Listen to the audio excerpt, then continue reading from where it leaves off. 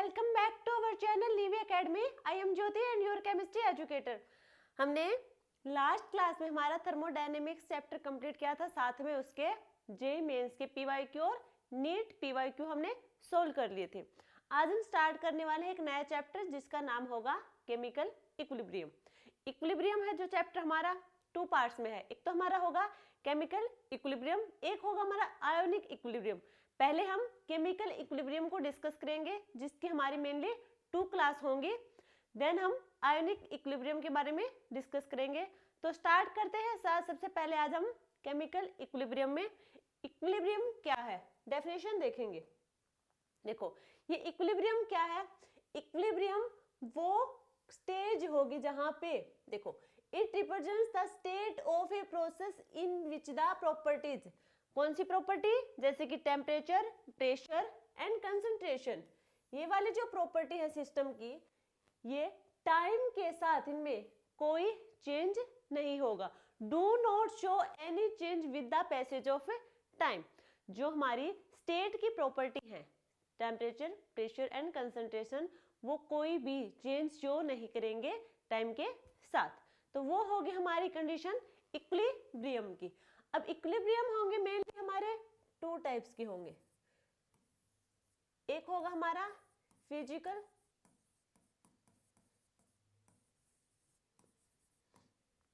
और एक हम पढ़ेंगे केमिकल इक्विलिब्रियम। साथ में एक होगा हमारा आयोनिक इक्विलिब्रियम। इस चैप्टर में हम जो हमारी फिजिकल और केमिकल इक्विलिब्रियम है इसके बारे में डिस्कस करेंगे। जो नेक्स्ट चैप्टर होगा हमारा उसमें हम आयोनिक इक्विलिब्रियम के बारे में डिस्कस करेंगे। अब जहां क्या है ये कोई यहाँ पे इफेक्ट शो नहीं करेगा हमारे टेम्परेचर, प्रेशर और कंसंट्रेशन, यानी कि टाइम के साथ इनमें कोई चेंज आपको देखने को नहीं मिलेगा। इक्विलिब्रियम वो कंडीशन होगी। अब हम बात करें यहाँ पे 2 ऑपोजिंग फोर्स होंगे, 2 ऑपोजिंग प्रोसेस होंगी। जो 2 ऑपोजिंग प्रोसेस होंगे हमारे यहाँ पे उनका रेट सेम होगा, रेट सेम होगा।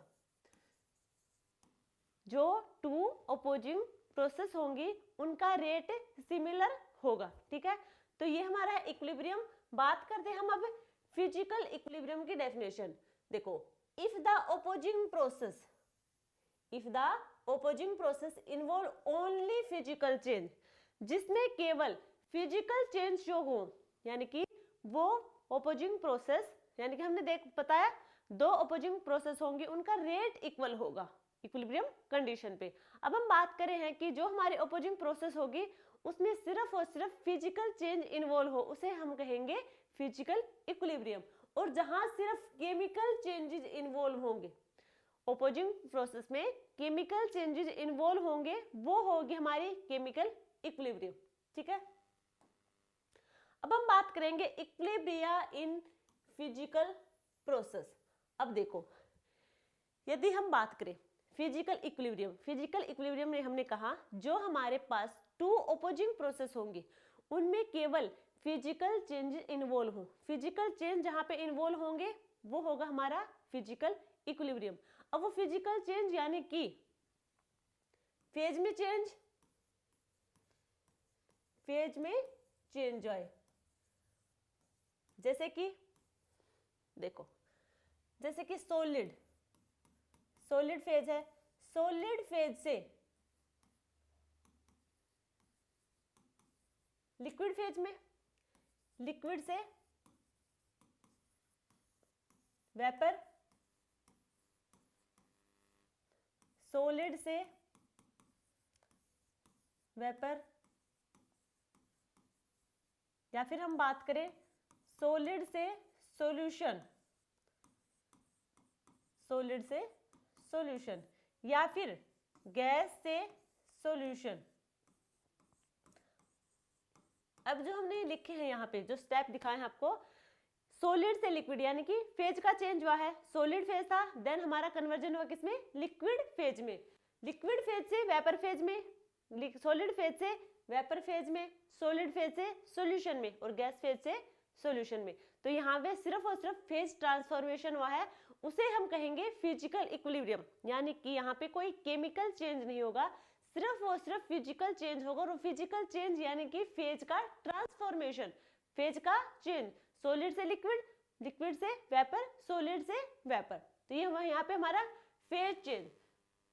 अब हम बात करें एक एक बढ़े, हम देखो सबसे पहले हमारा जो फिजिकल इक्विलिब्रिया है वो है solid liquid equilibria. Solid phase से लिक्विड फेज में कन्वर्जन इक्विलिब्रिया है, तो वापस क्या होगा, लिक्विड से सॉलिड में कन्वर्जन। अब हम बात करें, देखो हमारे पास एक ये कंटेनर है, ठीक है, क्लोज कंटेनर है, याद कैसा है, क्लोज वेसल है। हमने इसमें सॉलिड, देखो यदि हम बात करें वाटर, वाटर सॉलिड फॉर्म में है, वाटर सॉलिड फॉर्म से वाटर लिक्विड फॉर्म में कन्वर्जन, और लिक्विड से वापस किसमें, सॉलिड फॉर्म में। यदि हम बात करें आइस, वाटर का solid form ice, water liquid form में कैसा होगा, वाटर, नॉर्मल वाटर, ठीक है। अब देखो यदि हम बात करें, हमने लिया एक कंटेनर, क्लोज वेसल है, ये क्लोज कंटेनर है, यहाँ पे हमारे पास इसके अंदर वाटर लिक्विड फॉर्म में प्रेजेंट है और आइस फॉर्म में, ये हमारे पास है आइस फॉर्म में प्रेजेंट है। यानी कि इस कंटेनर में हमारे पास आइस और वाटर दोनों चीज प्रेजेंट है। अब हम बात करें, यदि हम टेम्परेचर ले यहाँ पे 0 डिग्री सेल्सियस और प्रेशर भी कैसा ले, नॉर्मल, यानी कि 1 एटमॉस्फेरिक प्रेशर, 1 एटमॉस्फेरिक प्रेशर। अब हम बात करें क्लोज वेसल है, क्या होगा, जो हमारी सॉलिड यानी कि आइस होगी, वो मेल्ट होना स्टार्ट कर देगी। आइस मेल्ट होना हमें पता है। हम बात करें सॉलिड स्टेट की, आइस की, तो आइस वाटर में कन्वर्जन कब करती है, 0 डिग्री सेल्सियस पे। जैसे ही 0 डिग्री सेल्सियस टेम्परेचर होगा, हमारी आइस का कन्वर्जन होना स्टार्ट हो जाएगा वाटर में, लिक्विड फॉर्म में।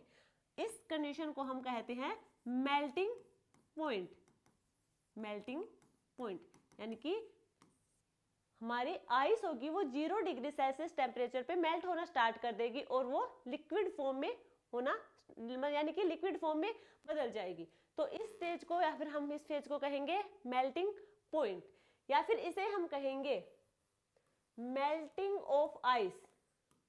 मेल्टिंग ऑफ आइस, आइस का मेल्ट होना स्टार्ट, समझ आया क्या हुआ। पहले हमने क्या है, सॉलिड से लिक्विड, जैसे ही टेम्परेचर 0 डिग्री सेल्सियस है, क्या होगा, हमारी जो आइस होगी, आइस मेल्ट होना स्टार्ट कर देगी, वो लिक्विड फॉर्म में आना स्टार्ट कर देगी। आइस है, ये लिक्विड फॉर्म में आना स्टार्ट करेगी। अब क्या होगा, जो हमारे पास वाटर है लिक्विड फॉर्म में, वो भी क्या करेगा, वापस से आइस फॉर्म बनाने स्टार्ट कर देगा, आइस बनाने स्टार्ट कर देगा। अब देखो सॉलिड से लिक्विड, लिक्विड से वापस सॉलिड में, तो अब ये क्या होगा, 0 डिग्री सेल्सियस पे क्या था, सॉलिड से लिक्विड यानी कि मेल्टिंग ऑफ आइस, और वापस लिक्विड से सॉलिड, लिक्विड से सॉलिड होगा यानी कि freezing of water, freezing of water, freezing of water, यानी कि आइस का कन्वर्जन करवाएंगे हम वाटर लिक्विड फॉर्म में, वो पॉइंट होगा हमारा melting of ice 0 degree Celsius temperature पे, और प्रेशर होगा हमारा नॉर्मल 1 एटमॉस्फेरिक प्रेशर। यदि हम बात करें वापस लिक्विड हमारा सॉलिड में कन्वर्जन करवाएगा, जो कि होगा हमारा freezing of water, freezing of water यानी कि जो हमारा वाटर लिक्विड था उसका आइस बनना स्टार्ट हुआ है। तो यहाँ पे क्या होगा, एक पॉइंट पे आके, एक पॉइंट पे आके, यानी कि वो पॉइंट होगा हमारा इक्विलिब्रिया का, एक पॉइंट पे आके दोनों ऐसे दिखेंगे जैसे कि अब वो ना तो आइस वाटर में मेल्ट हो रही है, ना वाटर की वापस फ्रीजिंग हो रही है आइस की तरफ। देखो एक पॉइंट होगा, क्या होगा, आइस का वाटर में और वो इसका मतलब यानी कि आइस का वाटर में, वाटर का आइस में कन्वर्जन हो रहा है। एक पॉइंट ऐसा आएगा जहां पे दोनों ऐसे लगेंगे हमें कि अब इनमें कोई कन्वर्जन नहीं हो रहा है, बट कन्वर्जन तो होगा, बट वो क्या होगा, एक टाइम पर वो कांस्टेंट हो जाएगी, जितना क्या होगा, ये नहीं है कि रिएक्शन बंद होगी। इक्विलिब्रियम कंडीशन पे ऐसा नहीं होगा कि रिएक्शन ही स्टॉप होगी, रिएक्शन स्टॉप नहीं होगी, रिएक्शन होती रहेगी। अब क्या होगा, जितनी हमारी आइस मेल्ट होगी उतना ही वाटर हमारा वापस फ्रीज होके आइस में कन्वर्ट हो जाएगा, यानी कि दोनों की अमाउंट सेम होगी। Amount of ice is equal to amount of water. ये अमाउंट कैसी, कन्वर्जन की। एक टाइम ऐसा आएगा, देखो पहले तो था आइस वाटर में कन्वर्ट हो रहा था, वाटर देन आइस में कन्वर्ट हो रहा था। अब क्या होगा, एक पॉइंट ऐसा आएगा जो कि होगा हमारा इक्विलिब्रियम पॉइंट। अब वहां जाके हमें लगेगा कि न तो अब हमारी आइस मेल्ट हो रही है, न ही वाटर हमारा वापस आइस में कन्वर्ट हो रहा है, बट रिएक्शन होती रहेगी। होगा क्या, अब दोनों की जो रेट होगी, आइस की मेल्ट होने की और वाटर की फ्रीज होने की जो रेट है वो हो जाएगी इक्वल। होती रहेंगी आइस वाटर में, वाटर आइस में, बट उनकी रेट सेम होगी, तो वो हमें दिखने में लगेगा कि अब उनमें कोई रिएक्शन हो नहीं रही है। तो ये हो गए हमारे सॉलिड लिक्विड इक्विलिब्रिया। ठीक है, बात करें हम next liquid vapour equilibrium. Liquid vapour equilibrium, देखो यदि हम बात करें वाटर लिक्विड फॉर्म में, यदि हम इसका कन्वर्जन करवाएं वाटर गैसेस फेज में, ठीक है, वाटर का गैसेस फेज में, अब क्या होगा, वाटर जो गैसेस फेज में है वो वापस कन्वर्ट होगा वाटर लिक्विड फॉर्म में होगा। अब इसका कैसे पता चलेगा, देखो हमारे पास एक क्लोज कंटेनर है, ये जो रिएक्शन होगी इक्विलिब्रियम की ये क्लोज कंटेनर में होगी। क्या हुआ, कोई क्लोज कंटेनर है, इसके पास लगा हमारे पास से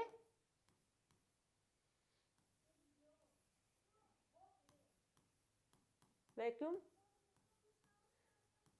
वैक्यूम मीन्स इसका मतलब होगा कि जितना भी हमारे कंटेनर में जितनी भी गैस प्रेजेंट है उस सारे गैस को हम बाहर निकाल लेंगे, यानी कि कंटेनर को ऑलमोस्ट एम्प्टी कर देंगे, यानी कि उसका मतलब है वहां पे प्रेशर बिल्कुल कम होगा।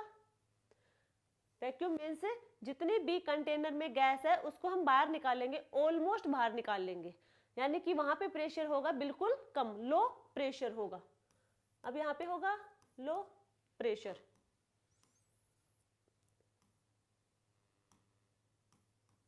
लो प्रेशर, टेम्परेचर कांस्टेंट लेंगे हम यहाँ पे।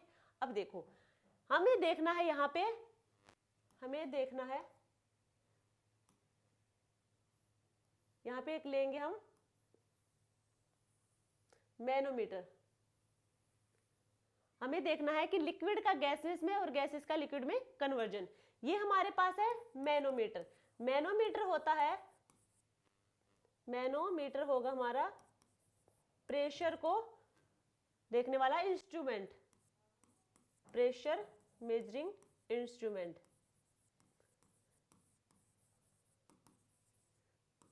ठीक है, ये होगा हमारा मैनोमीटर। मैनोमीटर एक इंस्ट्रूमेंट है जो प्रेशर को मेजर करेगा। अब जो ये मैनोमीटर है इसमें होता है कि लिक्विड, इसमें होता है लिक्विड, वो लिक्विड होगा, कुछ भी हो सकता है जो लिक्विड फॉर्म में हो, लाइक मरकरी। तो हम यहाँ मान के चलते हैं, यहाँ पे है मरकरी। जो मैनोमीटर है जो प्रेशर को मेजर करेगा, एक इंस्ट्रूमेंट है ये, इसमें लिक्विड प्रेजेंट होता है, लिक्विड फील होता है पहले से ही, लिक्विड यानी कि मरकरी। इसका कम होगा, ये प्रेशर को मेजर करेगा।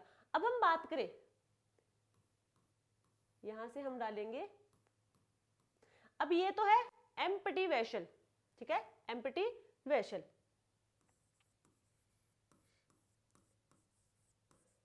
ये एम्प्टी वेसल। अब हम बात करें, इसमें हमें डालना है liquid water, sorry liquid water डालना है। ठीक है, कैसे डालेंगे, देखो यदि हम यहां से लिक्विड वाटर डालना ऐड करेंगे, यहां से हमने वाटर डालना ऐड कर दिया, जैसे हम यहाँ पे वाटर डालेंगे, अब है क्लोज कंटेनर की बात करें हम, क्लोज कंटेनर में क्या होगा, वेपर होगा। अब वहां पे प्रेशर लिक्विड होगा, वहां पे प्रेशर क्या होगा, बिल्कुल कम है। स्टार्टिंग में प्रेशर बिल्कुल कम है क्योंकि हमने वेसल में जितनी भी गैस थी उसको खाली कर दिया था, ऑलमोस्ट एम्प्टी रखा था कंटेनर को, यानी कि वहां पे क्या हुआ, प्रेशर बिल्कुल कम। अब हमने यहाँ पे लिक्विड यानी कि वाटर को ऐड किया है, वाटर डालेंगे, वाटर का कन्वर्जन किस में होगा, जैसे इस पे प्रेशर लगेगा वाटर का कन्वर्जन होगा वेपर में, तो यहाँ पे इसकी वेपर की ये होंगी वेपर की ड्रॉपलेट, ठीक है, ये है वाटर।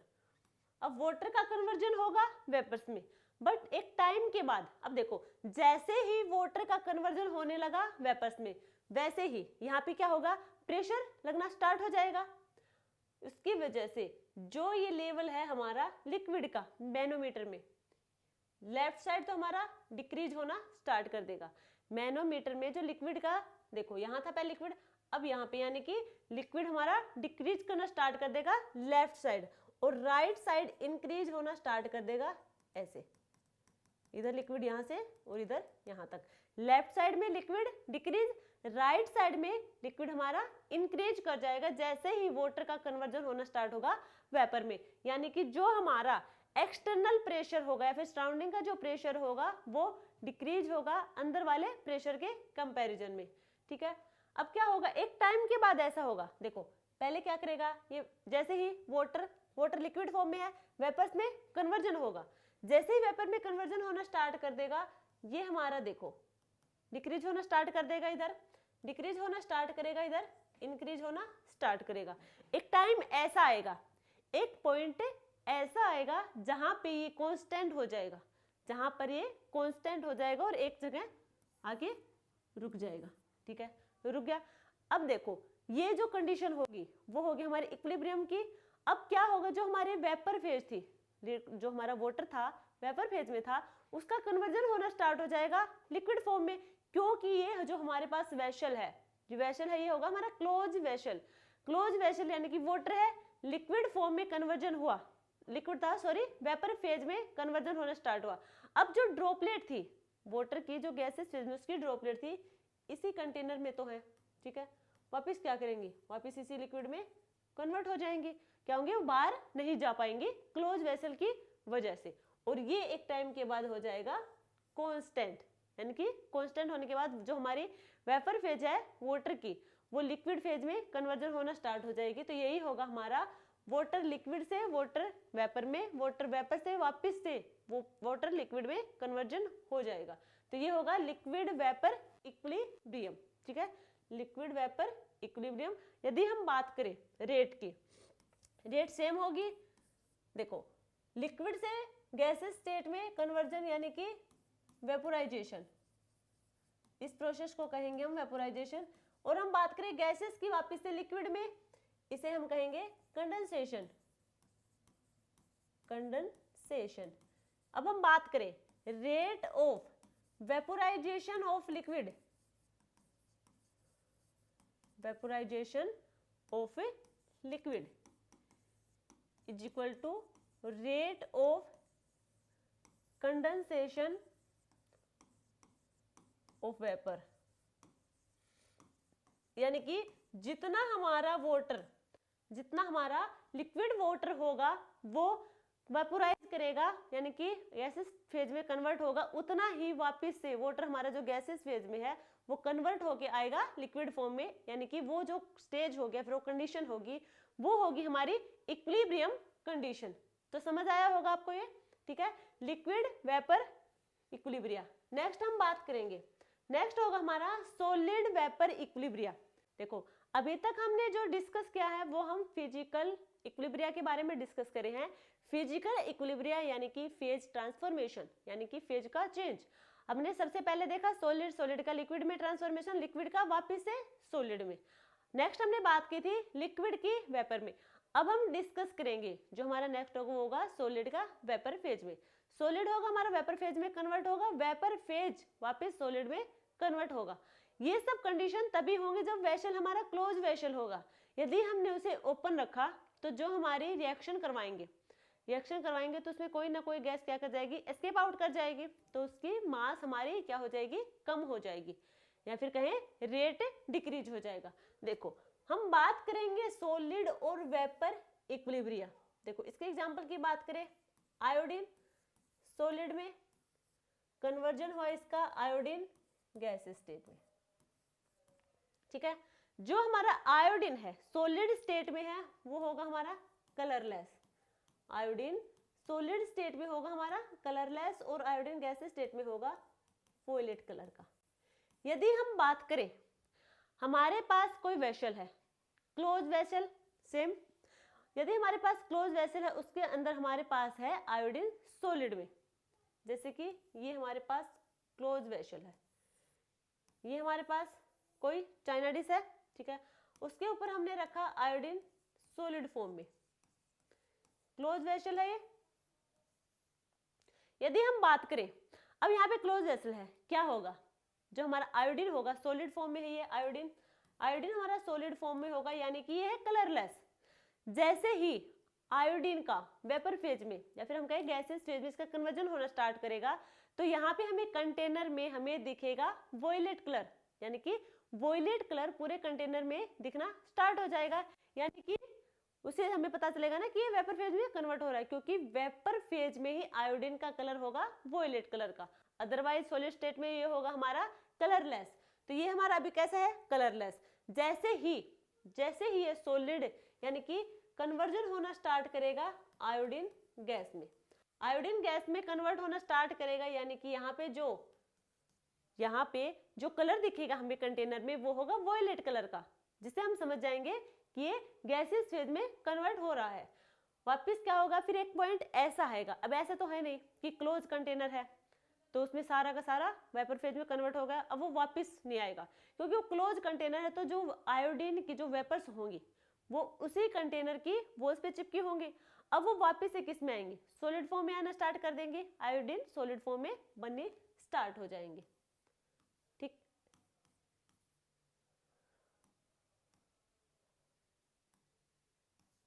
सॉलिड गैसेस में और गैसेस वापस से सॉलिड स्टेट में आना स्टार्ट कर देगी एक कंडीशन पे आके, ठीक है, और वो कंडीशन होगी हमारी solid vapour equilibrium, solid vapour equilibrium.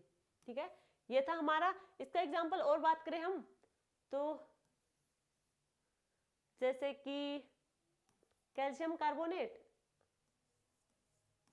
क्या होगा, कैल्शियम कार्बोनेट सॉलिड स्टेट में है, इसका हम कन्वर्जन करवाएंगे तो कैल्शियम ऑक्साइड प्लस कैल्शियम, अच्छा कार्बन डाइऑक्साइड, अच्छा ये किस में होगा, गैसेस में।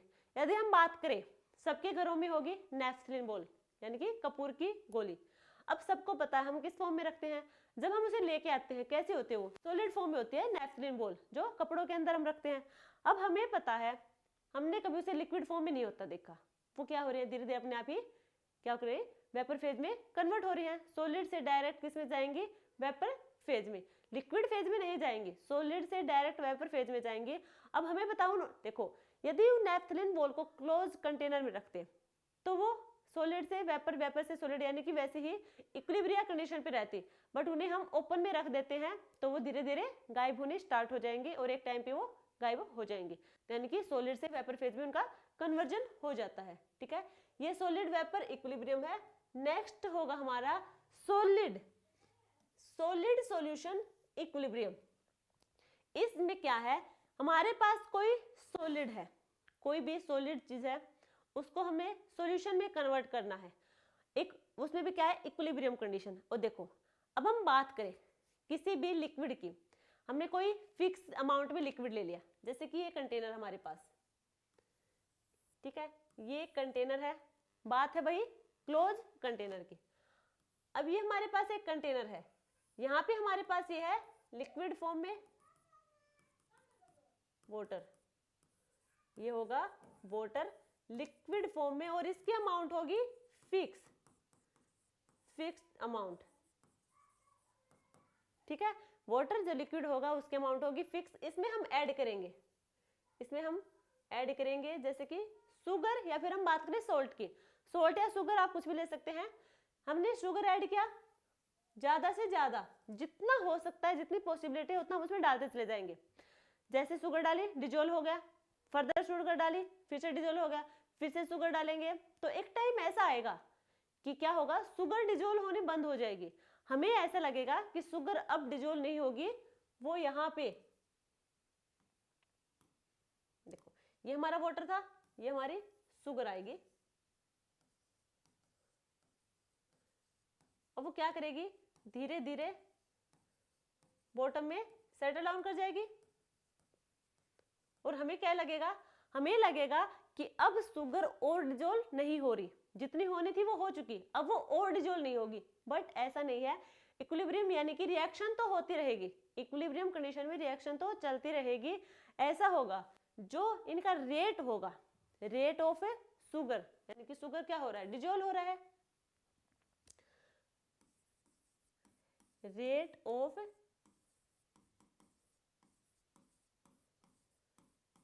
Dissolution of sugar is equal to rate of precipitation of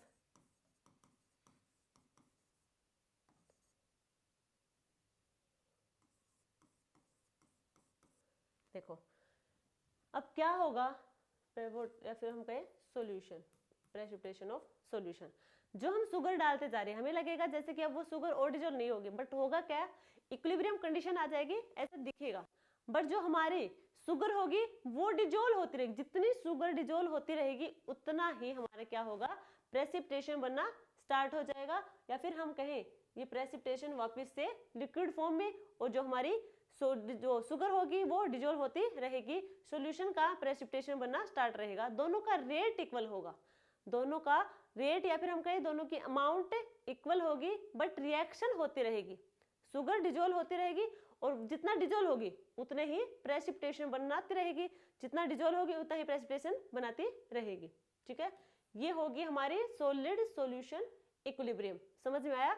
ये एग्जांपल हमारा होगा जैसे कि कोई लिक्विड मटेरियल लेंगे, लिक्विड यानी कि वाटर, उसमें हम कोई सॉलिड लाइक शुगर या फिर सॉल्ट ऐड करते रहेंगे, एक कंडीशन आएगी जहां पे वो हमें लगेगा कि अब और ऐड यहाँ पे नहीं हो सकता, वही पॉइंट हमारा होगा इक्विलिब्रियम का। अब क्या होगा, इक्विलिब्रियम पे रेट इक्वल होगी, डिसोल्यूशन ऑफ शुगर और प्रेसिपिटेशन ऑफ सॉल्यूशन दोनों का रेट इक्वल होगा, बट इक्विलिब्रियम में रिएक्शन होती रहेगी, जो शुगर है वो डिजोल्व होती रहेगी, जितनी शुगर डिजोल्व होगी उतना ही सॉल्यूशन का प्रेसिपिटेशन बनता रहेगा। तो ये था हमारा सॉलिड सॉल्यूशन इक्विलिब्रियम। नेक्स्ट होगा हमारा gas solution equilibrium, gas solution equilibrium. अभी गैस सॉल्यूशन इक्विलिब्रियम यानी कि हमारे पास कोई गैस स्टेट में है, उसे हम सॉल्यूशन के साथ रिएक्ट कराएंगे। कैसे कराएंगे, देखो इसके एग्जांपल की हम बात करें, हमारे पास सोडा वाटर बोतल है, सोडा वाटर बोतल है, हमें पता है, देखो पहले ये देखो कि इसमें जो मास होगा, mass of A gas dissolved in A given mass of A solvent at any temperature is directly proportional to the pressure of the gas above the solvent। जो मास होगा गैस का वो डायरेक्टली प्रोपोर्शनल होगा प्रेशर के, मास directly proportional होगा pressure के, यानी कि m इज इक्वल टू के पी। और जो ये के होगा, m मास p प्रेशर, के होगा हमारा हेनरी कांस्टेंट, ये होगा हमारा हेनरी कांस्टेंट, यानी कि प्रोपोर्शनलिटी कांस्टेंट, के होगा हमारा कांस्टेंट ऑफ प्रोपोर्शनलिटी, या फिर उसे हम कहेंगे हेनरी कांस्टेंट। अब हम बात करें, और ये हेनरी कांस्टेंट डिपेंड करेगा, depends upon nature of gas, nature of gas, nature of liquid and temperature, liquid and temperature, इस पे डिपेंड करेगा। यदि हम बात करें, जैसे हमारे पास है सोडा वाटर बोतल, हमें पता है उसमें क्या होगा, प्रेशर बहुत ज्यादा होगा, वो बंद है, अभी वो सील्ड बोतल है, सोडा वाटर बोतल होगी वो सील है, हमें पता है उसमें क्या होगी, कार्बन डाइऑक्साइड गैस है, कार्बन डाइऑक्साइड गैस वहां पे बंद है। अब देखो ये तो हमारी होगी बोतल, अब इसके अंदर हमें पता है क्या है, गैस है CO2, कार्बन डाइऑक्साइड गैस है। अब ये बंद बोतल तब तक क्या है, यहाँ पे प्रेशर बहुत ज्यादा है, प्रेशर बहुत ज्यादा है, प्रेशर ज्यादा है, तो जो हमारा कार्बन डाइऑक्साइड गैस होगी उसका मास क्या था, गैस का मास होगा प्रेशर के डायरेक्टली प्रोपोर्शनल, यानी कि अब यहाँ पे प्रेशर ज्यादा है, प्रेशर ज्यादा है तो गैस क्या है यहाँ पे carbon dioxide, carbon dioxide gas का मास भी हमारे यहाँ पे इंक्रीज करेगा, मास इंक्रीज करेगा। जैसे ही हम बोतल को ओपन करेंगे, जैसे ही बोतल को हम ओपन करेंगे, एकदम से क्या होगी, हमारी गैस बाहर जाएगी, एस्केप आउट कर जाएगी, और देन हमारा प्रेशर हमारा क्या हो जाएगा, प्रेशर हमारा, जैसे बोतल खोलेंगे गैस हमारी क्या होगी, एस्केप आउट हो जाएगी, प्रेशर हमारा डिक्रीज होगा और मास भी कार्बन डाइऑक्साइड का डिक्रीज होगा बोतल के अंदर। समझ आया? गैस, ये गैस थी, गैस क्या जाएगी एकदम, अब ये तो है नहीं, गैस ऐसे जाएगी एकदम, क्या जाता है, लिक्विड फॉर्म में बाहर आता है, सॉल्यूशन की फॉर्म में, तो क्या होगा, ये सॉल्यूशन की फॉर्म में क्या आएगी, एकदम बाहर आएगी, गैस होगी वो एस्केप आउट कर जाएगी। जैसा प्रेशर डिक्रीज होगा, प्रेशर डिक्रीज होगा, तो गैस का जो मास होगा वो भी यहाँ पे डिक्रीज हो जाएगा। तो ये हमारा है गैस सॉल्यूशन इक्विलिब्रियम। ठीक है, समझ आया होगा। ये हमने फिजिकल इक्विलिब्रियम के बारे में डिस्कस किए थे, कितने टाइप के हैं, 5 टाइप के डिस्कस किए हैं। अब हम फिजिकल इक्विलिब्रिया के ही कैरेक्टरिस्टिक डिस्कस करेंगे। देखो, सबसे पहला हमारा, बात करें हम इक्विलिब्रियम, हम इक्विलिब्रियम की बात करें हैं, अभी तक हम डिस्कस क्या करें, इक्विलिब्रियम को डिस्कस करे हैं। जो हमारा इक्विलिब्रियम है, अभी तक हमने ये हमारा फिजिकल इक्विलिब्रिया की बात करें। अब यहाँ पे characteristic of a physical equilibria, जो हमने इक्विलिब्रियम यहाँ पे डिस्कस किए हैं, जितने भी इक्विलिब्रियम यहाँ पे डिस्कस किए हैं, सबके सब हमने क्लोज वेसल में किए हैं। यानी कि यहाँ पे जो इक्विलिब्रियम कंडीशन आएगी वो सिर्फ और सिर्फ क्लोज वेसल में होगी।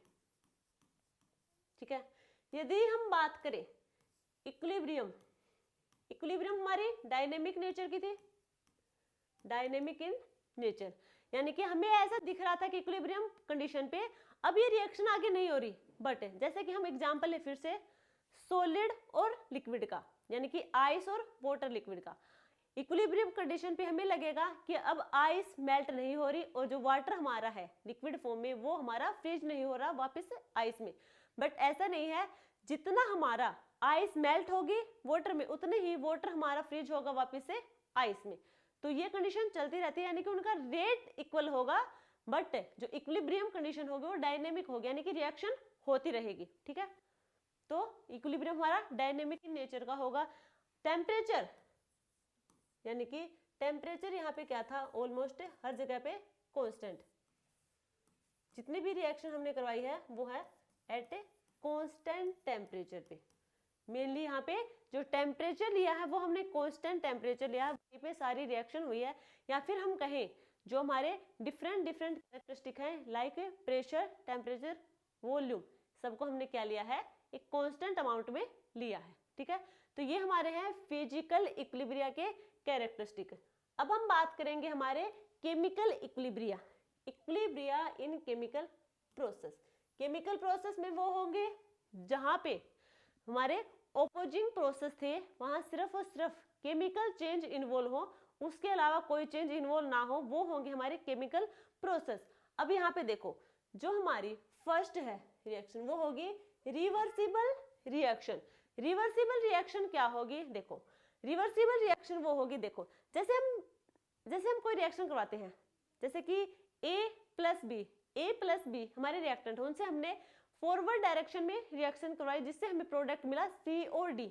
देखो जैसे कि A और B, ये हमारे पास रिएक्टेंट है, हमने रिएक्शन करवाई जिससे हमें मिला C और D प्रोडक्ट, ये हमारे हैं रिएक्टेंट, और ये होगा हमारा A और B हमारा रिएक्टेंट होगा। जैसे ही इनकी रिएक्शन होगी, रिएक्शन प्रोसीड करेगी आगे, तो हमें प्रोडक्ट मिलेगा C और D, और C और D वापस से हमें A और B दे।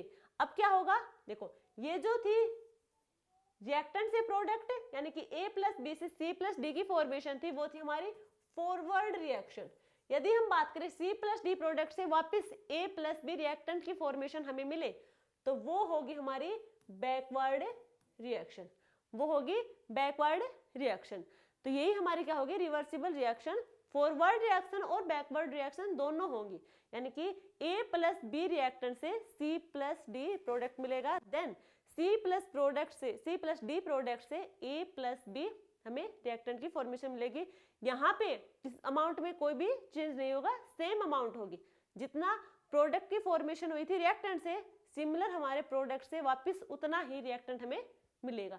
बट ये हमारी जो रिएक्शन होगी, रिवर्सिबल रिएक्शन, ये होगी क्लोज कंटेनर में। देखो, a reaction which take place not only in the forward reaction, यानी कि सिर्फ फॉरवर्ड डायरेक्शन में नहीं होगी, वो बैकवर्ड डायरेक्शन में भी होगी under the same condition, similar condition पे वो बैकवर्ड डायरेक्शन में भी रिएक्शन शो करेगी। तो ये था हमारा रिवर्सिबल रिएक्शन। यदि हम इसके एग्जाम्पल की बात करें, यदि इसके एग्जाम्पल की बात करें, देखो फर्स्ट एग्जाम्पल जैसे कि कैल्शियम कार्बोनेट, सॉलिड स्टेट में होगा कैल्शियम कार्बोनेट, या फिर हम अच्छा calcium carbonate, calcium oxide plus carbon dioxide, calcium carbonate होगा, डिकम्पोज होके हमें देगा कैल्शियम ऑक्साइड और कार्बन डाइऑक्साइड। ठीक है, ये है क्लोज कंटेनर में। यदि हमारे पास ये क्लोज कंटेनर है, इसमें हमारे पास है कैल्शियम कार्बोनेट सॉलिड स्टेट में, यदि इसे हम टेम्परेचर देंगे, जिसे हम टेम्परेचर देंगे थोड़ा सा, जैसे ही टेम्परेचर देंगे डिसोसिएट हो जाएगा, डिकम्पोज होके हमें मिलेगा कैल्शियम ऑक्साइड और कार्बन डाइऑक्साइड गैस। अब ये गैस है, कहाँ पे जाएगी? क्लोज कंटेनर है, क्लोज कंटेनर है तो जो गैस होगी वो वही कंटेनर की वॉल पे चिपक जाएगी। अब वापस क्या होगा, जैसे ही टेम्परेचर कम होगा, जैसे हम थोड़ा टेम्परेचर देंगे तो डिकम्पोज हो जाएंगे, जैसे ही टेम्परेचर थोड़ा कम होगा तो वापस क्या करेंगे, वापस से सॉलिड स्टेट में आना स्टार्ट होंगे, दोनों मिलके कार्बन डाइऑक्साइड और कैल्शियम ऑक्साइड हमारे मिलके वापस से हमें कैल्शियम कार्बोनेट की फॉर्मेशन देंगे। तो यही हमारी रिवर्सिबल रिएक्शन होती है। यदि हम बात करें नेक्स्ट की, देखो यदि हम बात करें हमारे आयरन की, आयरन का हम वाटर के साथ करवाएं, आयरन की हम रिएक्शन करवाएं वाटर के साथ। अब हमने वाटर के साथ रिएक्शन करवा दी, हमें मिलेगा, और देखो ये तो सीधी सी बात है, हम सबको पता है, जब आयरन वाटर के कांटेक्ट में आएगा तो वो क्या हुआ, रेस्ट लगेगा, जिसका फॉर्मूला होता है Fe2O3। रेस्ट का फॉर्मूला ये होता है, जैसे ही हमारा आयरन वाटर के कांटेक्ट में आएगा तो हमारे क्या होगा, आयरन को रेस्ट लगेगा, जिसका फॉर्मूला होता है Fe2O3। साथ में H2 गैस यहाँ पे रिलीज होगी, H2 गैस हमारी यहाँ पे रिलीज होगी। अब देखो यदि हम बात करें, ये तो देखो फर्स्ट स्टेप है हमारा, आयरन को हम वाटर के कांटेक्ट में ले आए, लेकिन देखो कैसे है, पहले इसी को देखो, ये हमारे पास है एक कंटेनर, इसके अंदर है आयरन, ये है आयरन। अब आयरन यहाँ पे प्रेजेंट है, यहाँ पे है स्टीम डाली, स्टीम है यहाँ पे, यानी कि वाटर के कांटेक्ट में आएगा, जैसे ही वाटर के कांटेक्ट में आएगा क्या करेगा, ये रेस्ट करेगा, जब हमें मिलेगा Fe2O3, साथ में हमारी हाइड्रोजन गैस यहाँ से रिलीज होगी। यदि ये ओपन कंटेनर, अभी हम बात करें ये कंटेनर हमारा ओपन कंटेनर है और हीट देंगे इसे, ये प्रोसेस होगी जब इसे हम थोड़ी हीट देंगे, थोड़ा टेम्परेचर हम इंक्रीज करेंगे तो इनके बीच में रिएक्शन होगी। यदि हम बात करें, अब हमारे पास है Fe2O3 साथ में हाइड्रोजन गैस, अब इन दोनों की रिएक्शन करवाएंगे इस टाइप से, ये हमारे पास कोई कंटेनर है और यहाँ पे हमारे पास है Fe2O3, यहाँ से हमने हाइड्रोजन गैस दी, और साथ में थोड़ा हीट करेंगे टेम्परेचर, तो अब यहाँ से हमारी वाटर होगा वो गैसेस फेज में बाहर चला जाएगा। अब देखो क्या होगा, यहाँ पे मिलेगा हमें आयरन, साथ में वाटर हमारा बाहर चला जाएगा गैसेस फेज में। ठीक है, ये भी हमारी गैस है। यदि ओपन कंटेनर है, ओपन वेसल है, तो हमारा आयरन वाटर के साथ रिएक्ट करके हमें मिलेगा Fe2O3, साथ में हाइड्रोजन गैस हमारी एस्केप आउट कर जाएगी। और यदि हमारे पास है Fe2O3 प्लस H2, हाइड्रोजन के साथ रिएक्ट करवाएंगे तो हमें आयरन मिलेगा वापस से, साथ में वाटर हमारा गैसेस फेज में बाहर चला जाएगा, यानी कि एस्केप आउट कर जाएगा। ये तो हमारा ओपन कंटेनर में। अब ओपन कंटेनर में, एक मिनट, ये नहीं होगा, इक्विलिब्रियम में नहीं होगा। यदि हम बात करेंगे ओपन कंटेनर में तो ये इक्विलिब्रियम में ना होगा, एक एक डायरेक्शन में रिएक्शन हो रही है।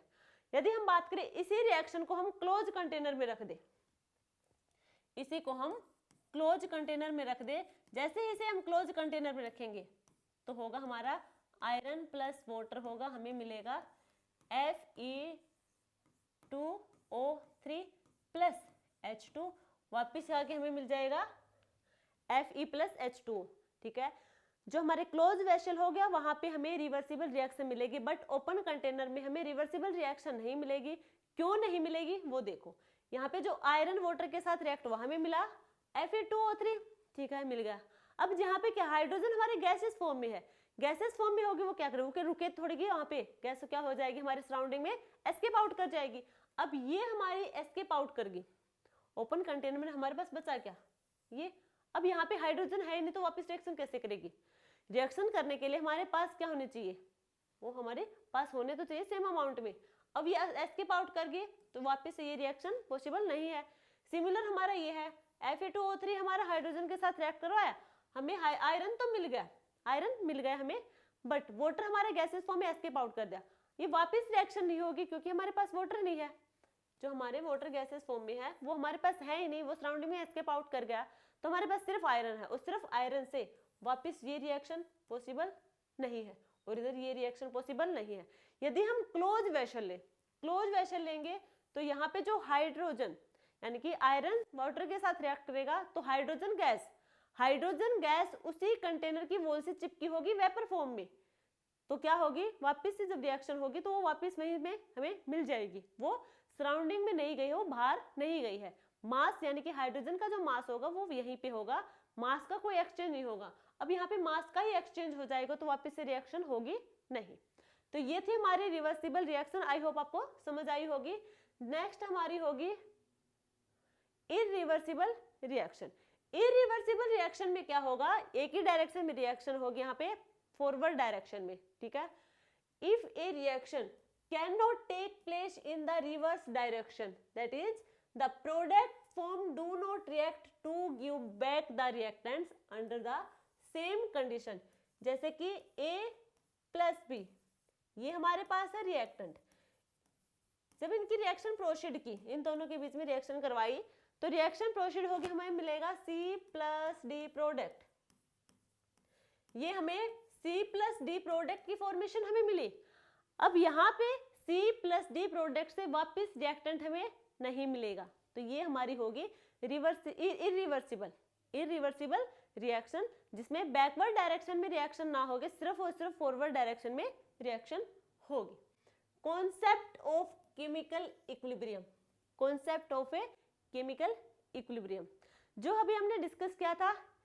देखो सबसे पहले हम इक्विलिब्रियम तो हमने देख लिया था, इक्विलिब्रियम कौन सी वो जो कंडीशन होगी, इक्विलिब्रियम हमारा सिर्फ और सिर्फ ये होता है कि रेट इक्वल होगा, रिएक्शन जो है यानी कि हमारी इक्विलिब्रियम होगी और डायनेमिक नेचर की होगी, यहाँ पे रेट हमारा इक्वल की डिमांड करता है, हमारा इक्विलिब्रियम रेट इक्वल होना चाहिए।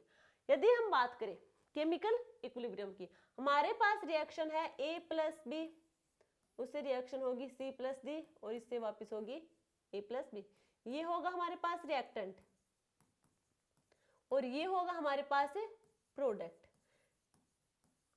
यदि हम बात करें स्टार्टिंग स्टेज की, यदि हम बात करें इनिशियली स्टेज की, A और B हमारे पास रिएक्टेंट है, A और B यानी कि स्टार्टिंग की बात है, A और B होगा तब कोई रिएक्शन नहीं हुई, अभी रिएक्शन नहीं हुई है तो उससे पहले सिर्फ concentration of A and B यही ज्यादा होगी, यानी कि स्टार्टिंग में concentration of A and B increase होगी, स्टार्टिंग की बात है। और हमारे जो concentration of C and D ये हमारी डिक्रीज या फिर हम कहें ऑलमोस्ट इक्वल होगी जीरो की, ऑलमोस्ट इक्वल टू जीरो, ठीक है।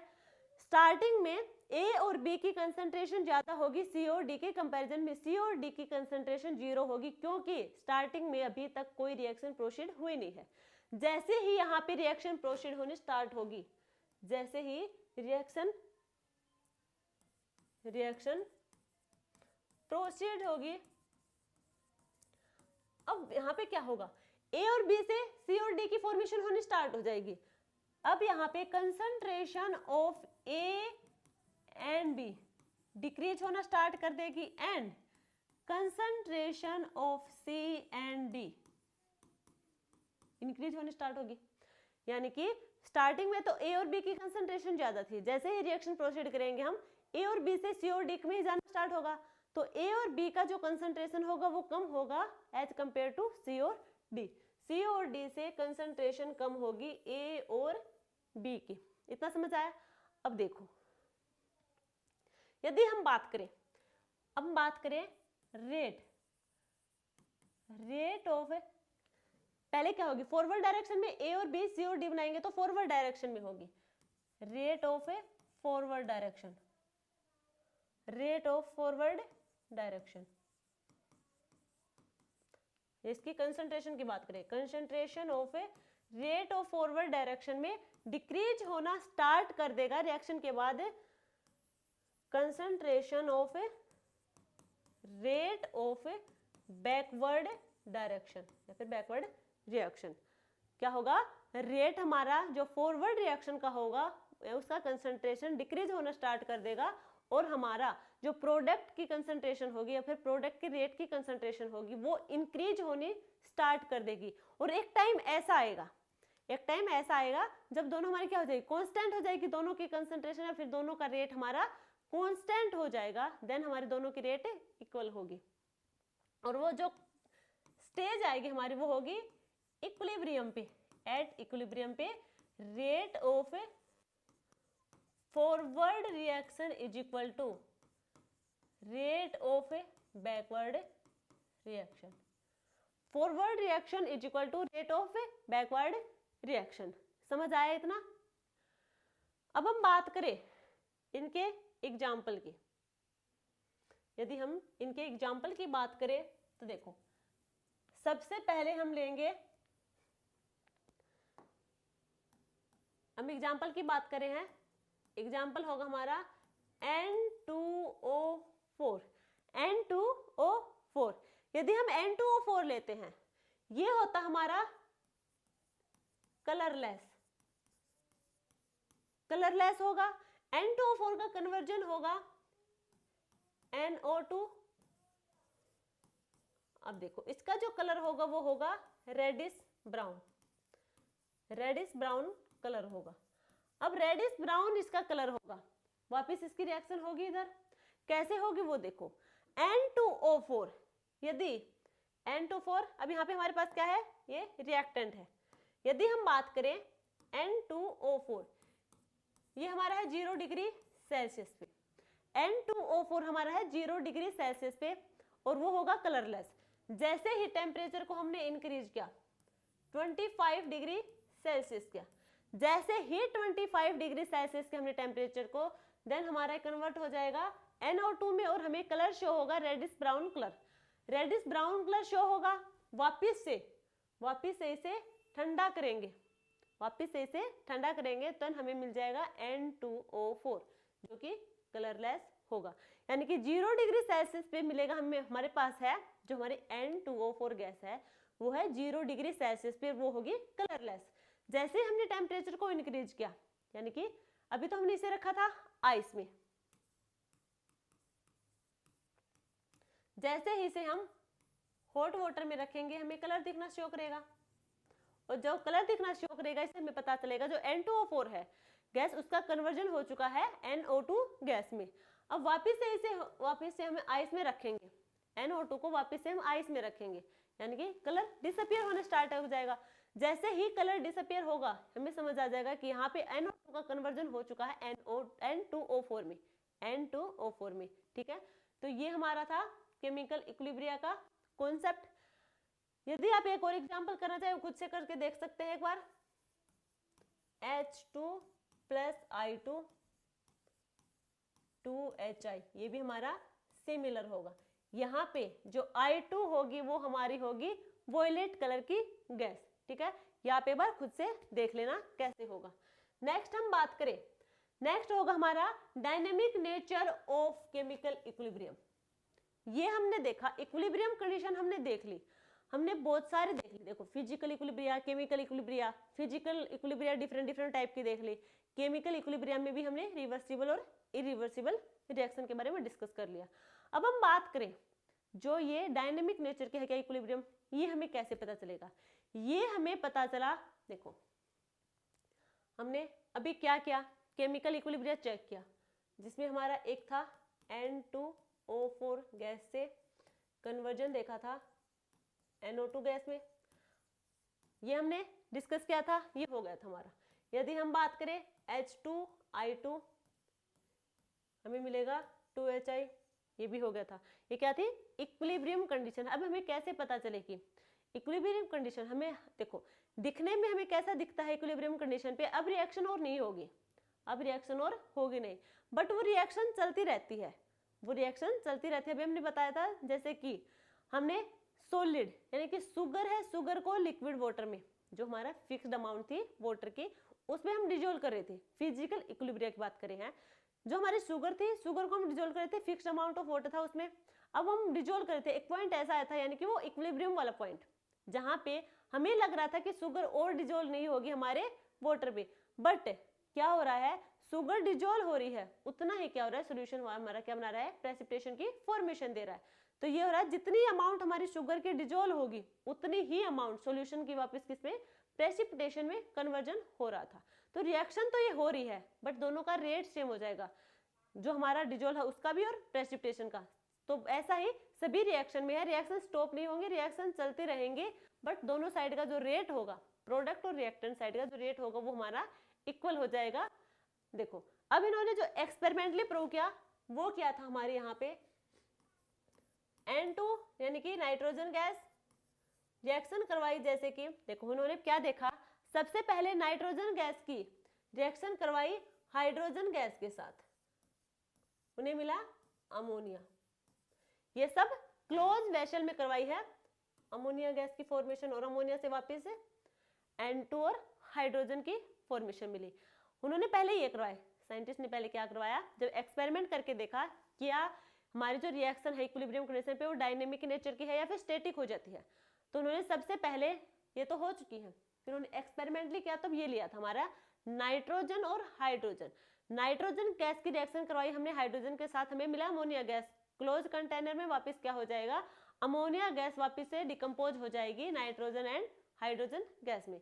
अब इन्होंने सेकंड स्टेप में किया, जो हमारी नाइट्रोजन गैस है उसकी हम रिएक्शन करवाएंगे हाइड्रोजन के साथ नहीं करवाएंगे, अब हम करवाएंगे ड्यूटेरियम के साथ।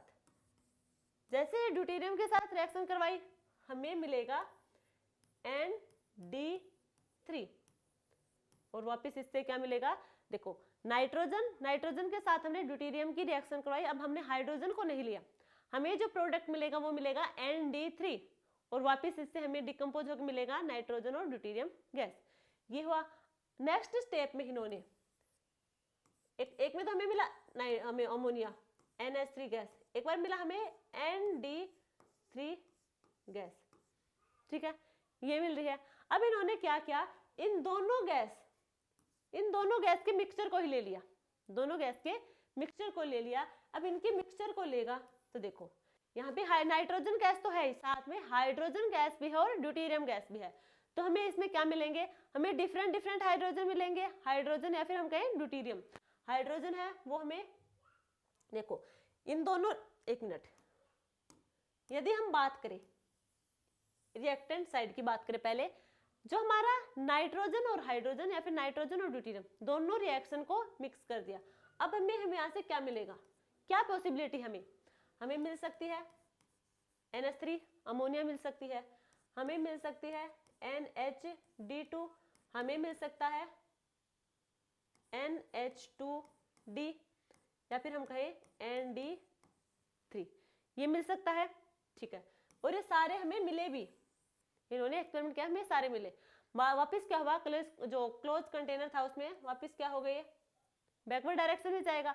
बैकवर्ड डायरेक्शन में जाएगा तो हमें यहाँ पे नाइट्रोजन तो मिलेगा ही, अब नाइट्रोजन की जगह उसके बाद क्या हमारा हाइड्रोजन है, वहां पे हमें क्या मिलेगा, यदि बैकवर्ड डायरेक्शन में रिएक्शन होगी तो वहां पे हमें नाइट्रोजन तो होगा ही, N2 तो हमारा होगा ही, साथ में हमें हाइड्रोजन ड्यूटेरियम या फिर हम कहें हाइड्रोजन और ड्यूटेरियम, ये हमें मिलेंगे।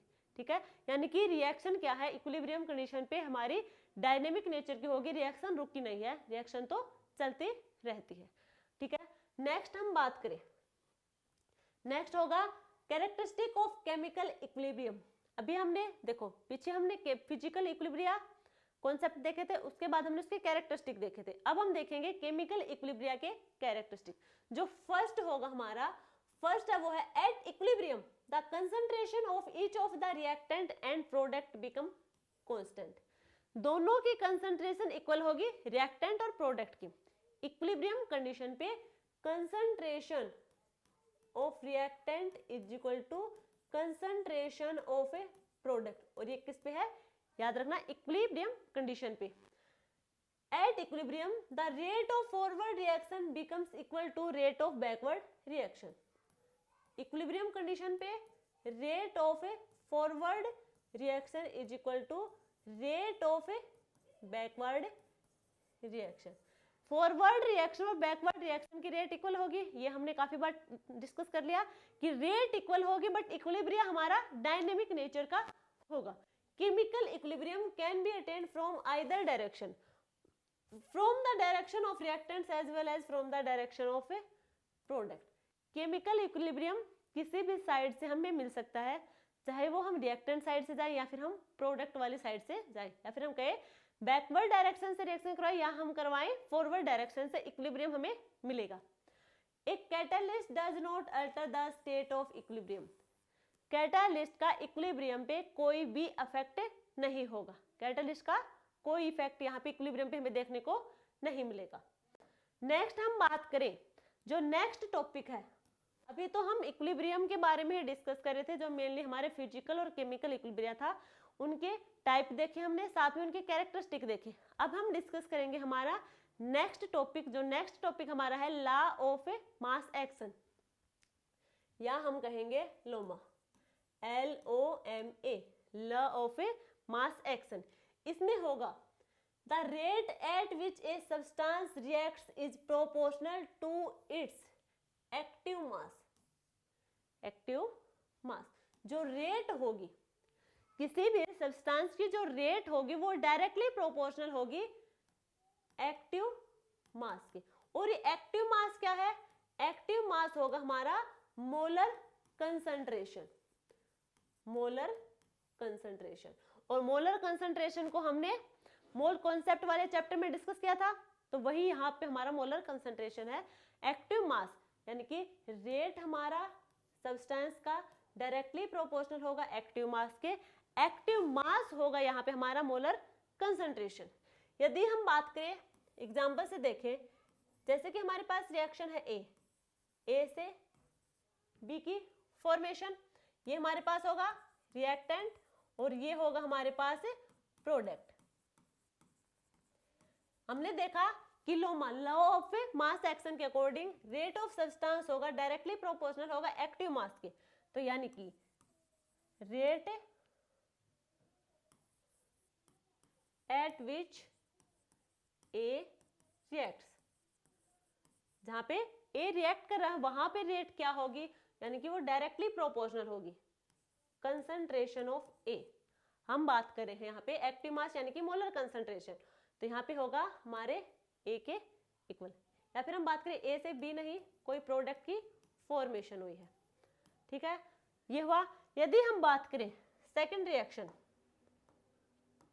देखो यदि हमने A प्लस ए की रिएक्शन करवाई और हमें मिला कोई प्रोडक्ट, A प्लस ए की रिएक्शन करवाई, तो अब यहाँ पे हम बात करेंगे rate at which A reacts, वो होगा हमारा डायरेक्टली प्रोपोर्शनल ए के कंसंट्रेशन के इक्वल। यदि हम बात करें हमारे ये वाला ए था, अब हम बात करेंगे रेट एट विच, जो हमारे सेकंड ए है इसकी ए रिएक्ट्स, जो कि होगा डायरेक्टली प्रोपोर्शनल कंसंट्रेशन ऑफ ए। अब हम दोनों ए के साथ बात करेंगे तो वो होगा हमारा डायरेक्टली प्रोपोर्शनल कंसंट्रेशन ए और कंसंट्रेशन ए। इसे हम लिख सकते हैं कंसंट्रेशन ए की पावर 2, इसे हम लिख सकते हैं रेट डायरेक्टली प्रोपोर्शनल होगा कंसंट्रेशन ऑफ ए की पावर 2 लिख सकते हैं।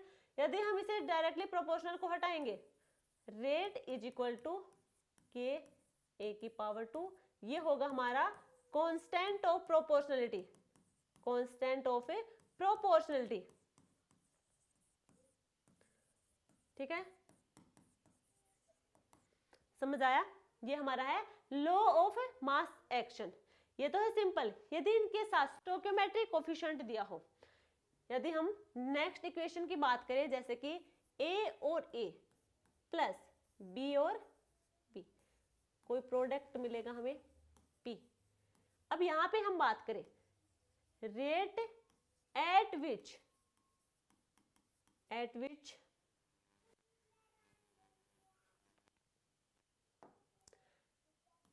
ए रिएक्ट्स, जो डायरेक्टली प्रोपोर्शनल होगा कंसंट्रेशन ए, और जो स्टोइकोमेट्री होगा वो जाएगा पावर में।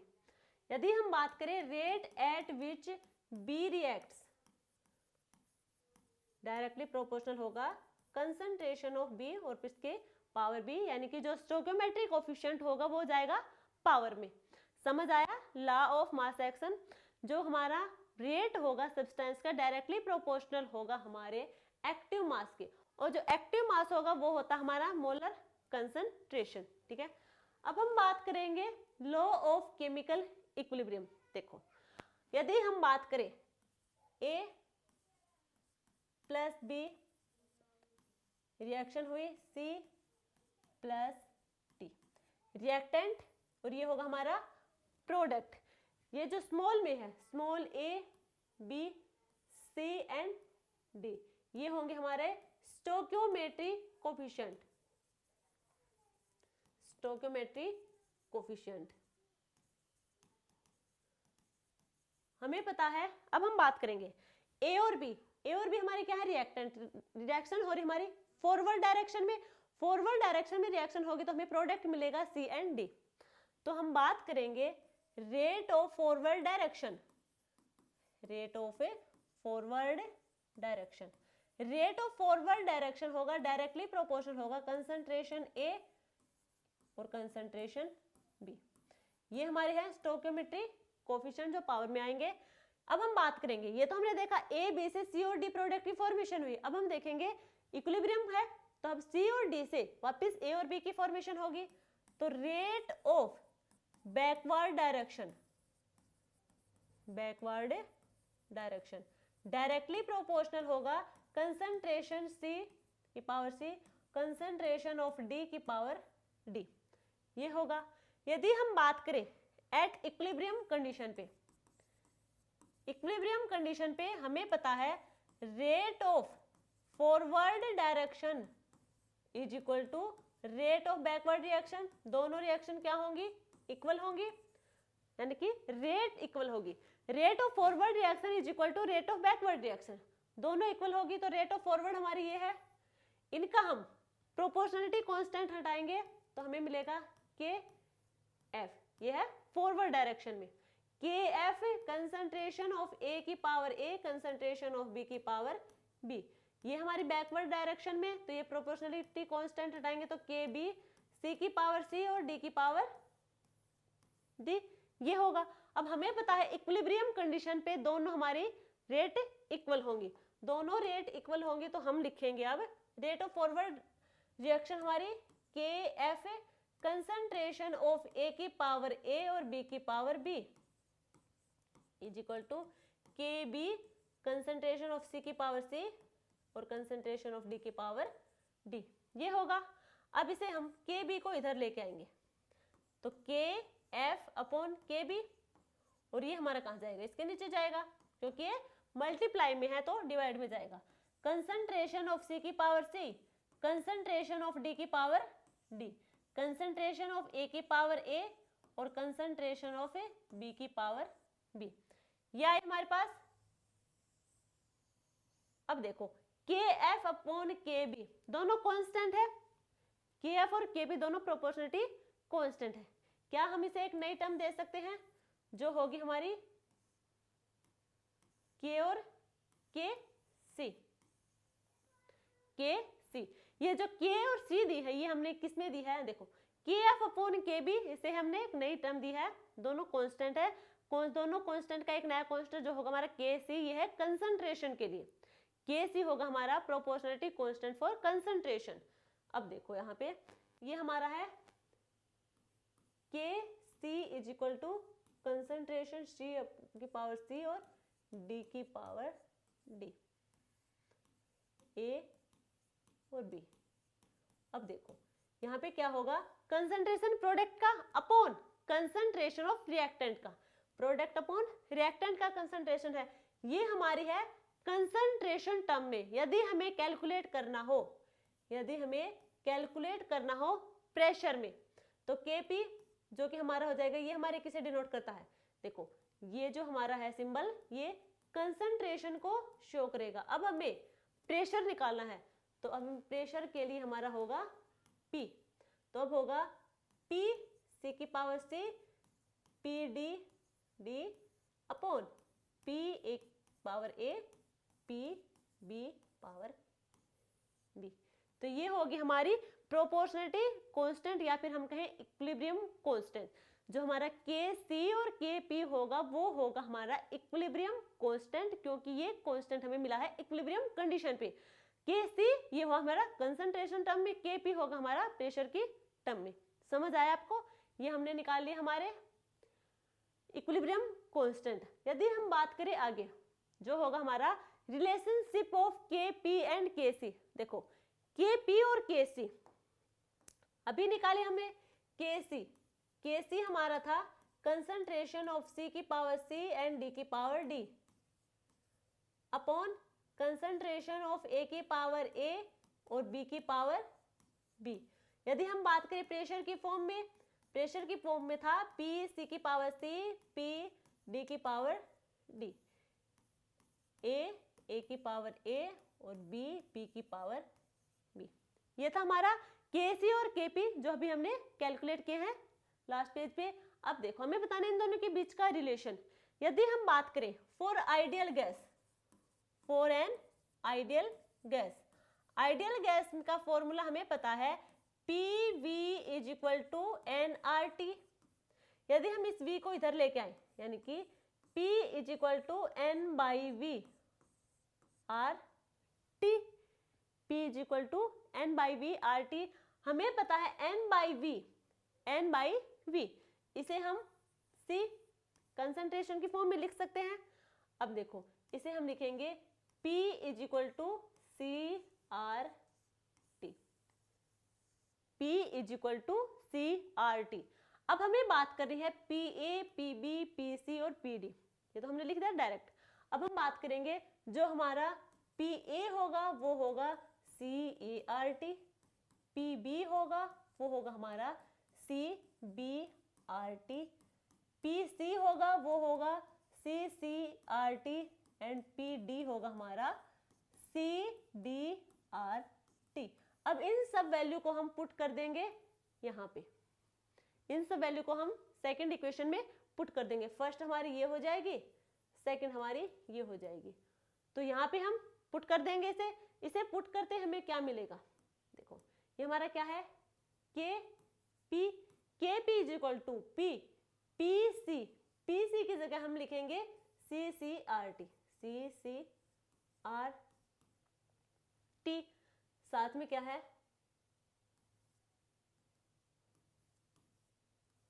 C।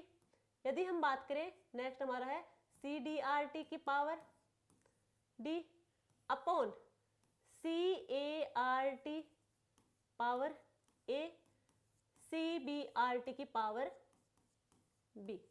अब देखो जो RT है कॉमन है उसे हम साइड में निकाल लेंगे, तो KP इज इक्वल टू, ऊपर भी हमारा RT कॉमन है, नीचे भी हमारा RT, दोनों में कॉमन है, दोनों में प्रेजेंट है। देखो CC की पावर C और ये होगा CD की पावर D, साथ में होगा हमारा RT हमने कॉमन ले लिया जिसकी पावर होगी C प्लस T।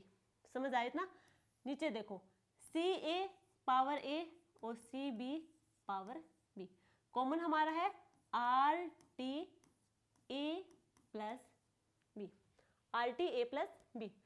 यदि देखो ऊपर भी और नीचे भी RT है दोनों, तो यदि हम इस RT को ऊपर लेके जाएंगे तो किस में जाएगा, माइनस में होंगे पावर, यानी कि बेस सेम है और ये डिवाइड में है तो पावर क्या हो जाएगी, माइनस। तो KP is equal to C की पावर C D की पावर D upon CA power A CB power B। ठीक है, अब बात करो यहाँ पे RT की, RT होगा हमारा C plus D minus A plus, ये हुआ हमारे पास, दोनों का बेस सेम है, डिवाइड में है तो पावर चली जाएगी माइनस में। अब ये हमारा हुआ। अब ध्यान से देखो ये क्या है, नंबर ऑफ मोल्स किसके हैं, हम बात करें हैं यहाँ पे गैस स्टेट की, आइडियल गैस की, यानी कि गैसेस मॉलिक्यूल्स हैं, यहाँ पे गैसेस मॉलिक्यूल्स हैं। तो यहाँ पे आप ध्यान से देखो, ये हम लास्ट क्लास में भी डिस्कस कर चुके हैं। इसे हम लिख सकते हैं, इस पूरी टर्म को हम क्या डेल एन लिख सकते हैं, कैसे वो देखो, डेल एन हमारा क्या होगा, नंबर ऑफ मोल्स, या फिर हम कहें gaseous molecules, number of gaseous molecules of product minus number of moles of reactant. क्या ये यही है, ये हमारे नंबर ऑफ मोल्स हैं प्रोडक्ट के, और ये नंबर ऑफ मोल्स होंगे हमारे किसके, रिएक्टेंट के। तो प्रोडक्ट माइनस रिएक्टेंट हमारा क्या होता है, डेल एन। इसे हमने डेल एन से रिप्रेजेंट कर दिया। देखो अब हमारा क्या आएगा, इसे हम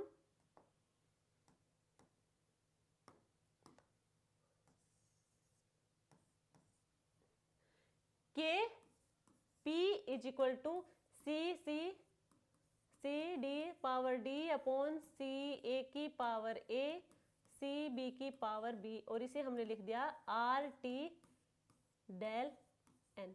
अब ये वाली टर्म देखो, ये वाली क्या है, क्या इसके इक्वल है, सिमिलर दिख रही है ये वाली, ये वाली जो हमारे ये है, ये क्या है, कंसंट्रेशन को रिप्रेजेंट कर रहा है, और सी भी हमारा क्या करेगा, कंसंट्रेशन को रिप्रेजेंट कर रहा है, यानी कि एक जैसी बात है ये। तो हमारे ये किसे इसके लिख देंगे हम के सी के इक्वल, तो के P is equal to K C R T del N. ये होगा हमारे इनके बीच का रिलेशन, के पी और के सी के बीच का रिलेशन होगा ये के P is equal to K C R T की पावर डेल एन। ठीक है, तो ये थी हमारी आज की क्लास। आई होप आप लोगों को समझ आई होगी।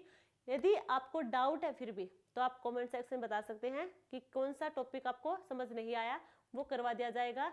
मेनली ये हमारे जितना भी हमने यहाँ पे डिस्कस किया है वो हमने प्रदीप की बुक और एनसीईआरटी को कवर किया है। तो आई होप आप लोग, अगर यहाँ समझ ना आए थोड़ा बहुत, तो आप वहाँ जाके यानी कि बुक्स में जाके कवर कर सकते हैं। प्रदीप बुक उठाना, हो जाएगा कवर, बिल्कुल इजी लैंग्वेज में भी गिवन है। नेक्स्ट हमारा जो टॉपिक रह गए केमिकल इक्विलिब्रियम के ही, वो हम नेक्स्ट पार्ट में कवर करेंगे, देन हम आयोनिक इक्विलिब्रियम स्टार्ट करेंगे। तो आज के लिए इतना ही। यदि वीडियो अच्छी लगे तो लाइक शेयर एंड सब्सक्राइब करना। देन तब तक के लिए थैंक यू।